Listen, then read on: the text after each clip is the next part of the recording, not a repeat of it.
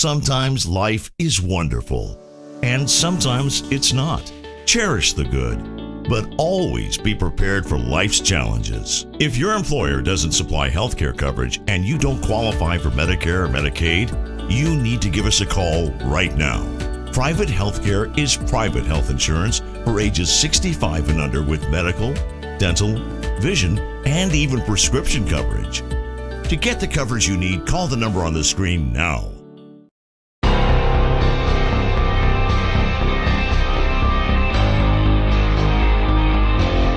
Turnpike Sports Book Report.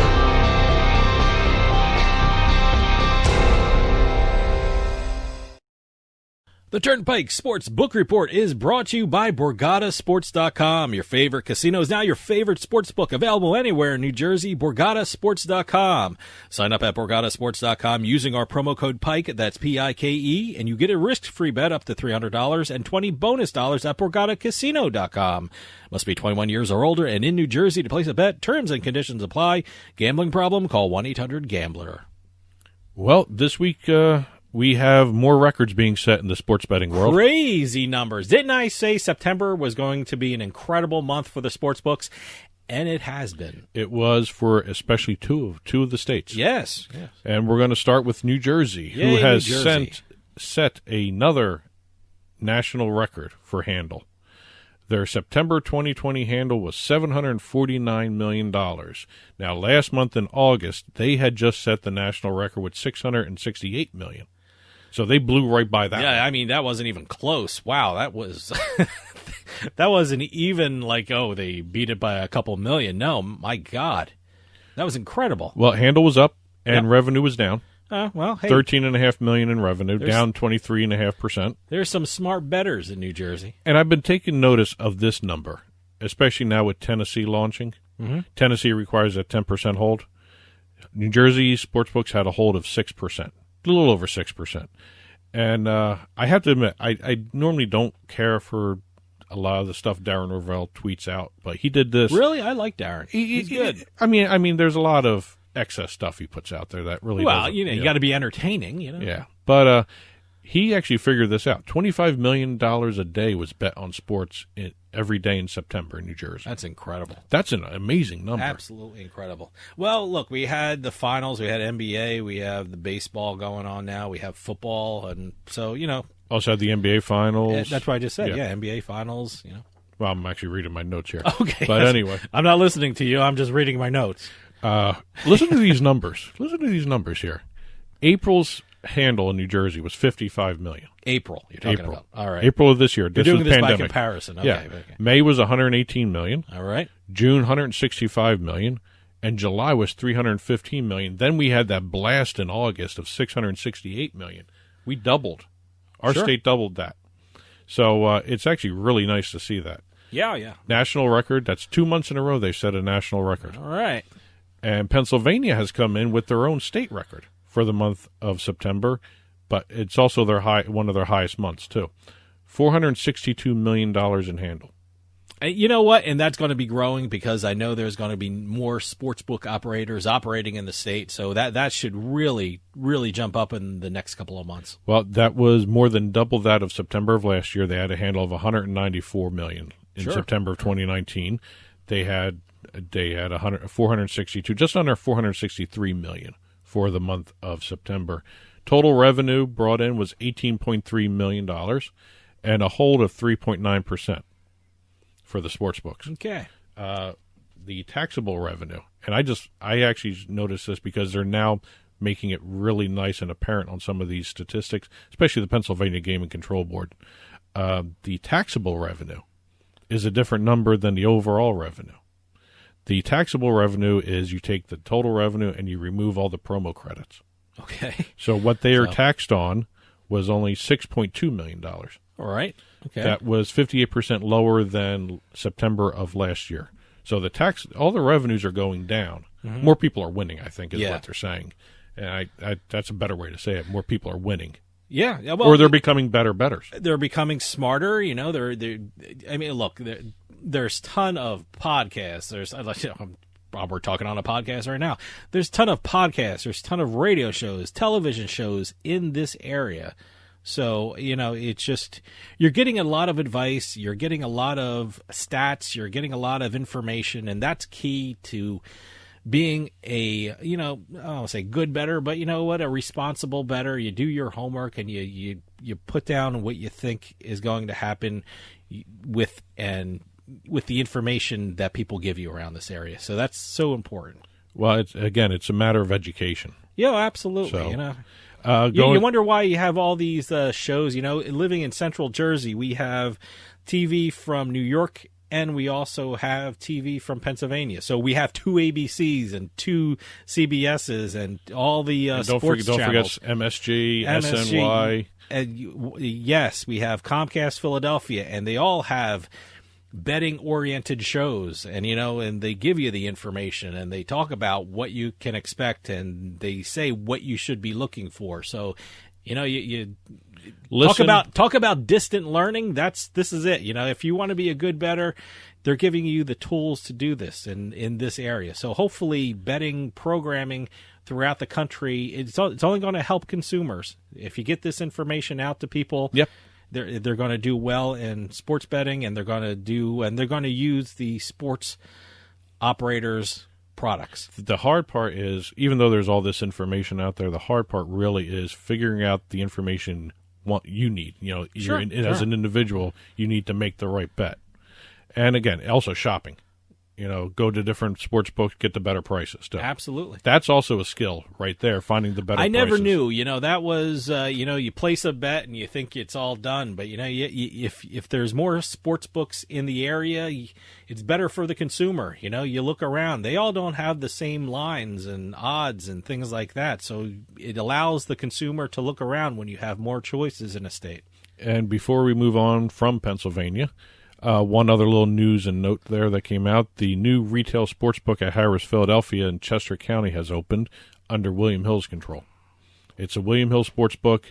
Harris, Philly will still maintain it, but it's going to be using William Hill as the operating data and the people there. It's going to be part of the Caesars Entertainment deal when they bought William Hill. I really like that casino there. It used to be called Harris Chester, but they thought marketing-wise it'd be better if it was Harris Philadelphia. So no one knew what Chester was. Yeah, well, it's actually in Chester. It's but they call it Harris Philadelphia. And I always say that was the greatest parking situation that they had. I parked my car, I walked into the door, and right in front of me was the WSOP branded poker room.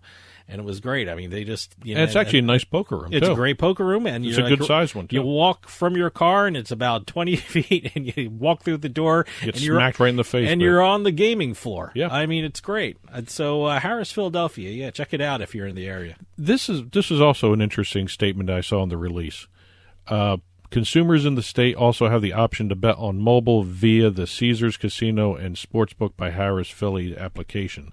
So I guess there's an in-person registration requirement there. I don't know if that actually really means what I'm saying. I have no there. idea what that means. But that was an interesting statement that they have there. I mean, I guess it's available to them. Okay. Going down the Turnpike a little bit, we have Washington, D.C. William Hill reported their September numbers. This is not the entire district because Gambit did not report their numbers yet. All right. William Hill reported that at the temporary sports book at the Capital One Arena in Washington, D.C., more than 113,000 bets were placed, and a handle of $12.2 million was wagered at the temporary book. Wow. Just in September. I can't wait till that's built. It should be absolutely amazing there. I'm very curious to see what Gambit's numbers are.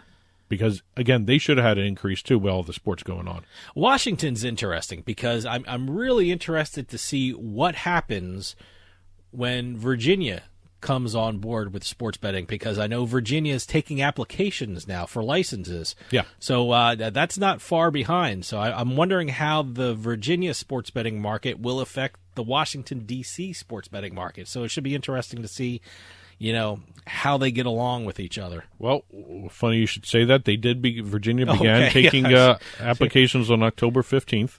See, you give me a page, like it's a thing, it's like a roadmap that we follow. I just never looked at it. It's down further. Okay, I see it now. You have Virginia on the sheet. One of the few states not allowing paper applications. You have to submit everything electronically. Well, good. That's pretty good. 90-day approval process. We call that streamlining. Yes, I guess so. That's what it is. Also, I guess maybe it's a little COVID inspiring. Inspiration there. I would guess so. Yeah. Limited to mobile online platforms at the outset right now. All right. There are, 5 brick-and-mortar locations, and also any pro team headquartered in Virginia can apply for sports betting. Interesting. So I'm trying to think of what pro sports teams are headquartered in Virginia. I don't know. Well, pro team of any level? I mean, can a minor league baseball team apply? Is that what they're saying? Is that a pro team? That's what I'm asking. Is that what they consider? I don't know. I just saw that and I threw that out there. We should find that out. Just a couple of, partnerships here to be aware of. Bristol is partnered with Hard Rock. All right. So you'll probably see a Hard Rock sports betting casino online system there.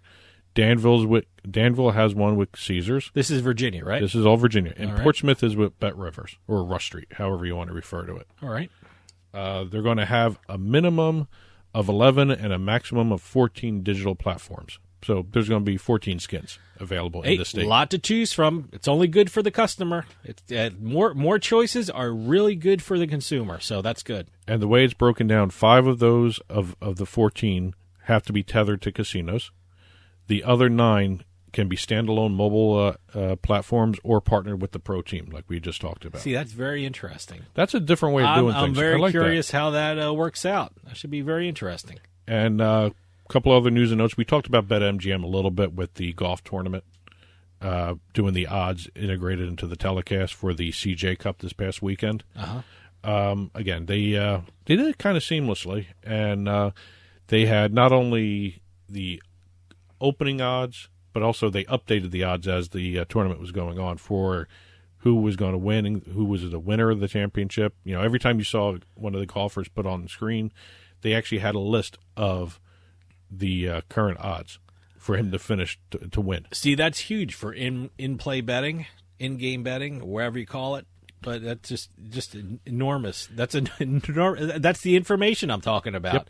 That's how bettors get better. And the bettors get better. There you go. Yeah, you got. I'm going to do a T-shirt. It was actually kind of interesting because it was done twice an hour throughout the entire telecast. And not only did they have the odds to win the championship and also the odds to make a birdie, par, or bogey on a specific hole for a golfer, they also had odds for head-to-head matchups. Yeah. As well. I got to tell you, I love betting on golf because it's just you have enough time between shots to put your bet in with your phone. It's just such a fun thing to do, betting on golf. And last but not least for this episode of the book report, Indiana. I just want to give you a little list of a couple interesting new sports betting registrants. These are people who are registered to be affiliate marketers for sports betting. Okay. Chad Johnson. Ooh. Ocho Cinco himself has registered for a sports betting affiliate marketing license in Indiana. And I thought this one was really interesting. Top Golf, the golfing group. I love Top Golf. And Jim Cramer. The Mad Money guy? Really? Jim Cramer's Cramer Digital. Interesting. Got a That's Jim affiliate. Cramer's? Really? Yeah. Yeah. Wow. Okay. Cramer Digital now is a sports betting affiliate marketing entity in Indiana. Interesting. Legally registered. I did not know that. So I just thought that was an interesting little thing that I noticed when I got the list of all the updated registrants for Indiana. And again, Ocho Cinco and Jim Cramer. Going to be fun to watch that one. Interesting. I don't know exactly what Cramer's going to be doing, but, he does have his own digital TV show and also his podcast and everything. So why not take advantage of it? Okay. Tons of other things that we didn't hit today. Head on over to Turnpike Sports blog, turnpikesportsradio.com. Click on the blog, and you'll see all the news and notes from this week's book report. The ones we did hit and ones we haven't hit are going to be put up there. And that'll do it for us. If you're going out to one of the newly reopened casinos or sportsbooks, please be safe. We'll talk to you next time on the Turnpike.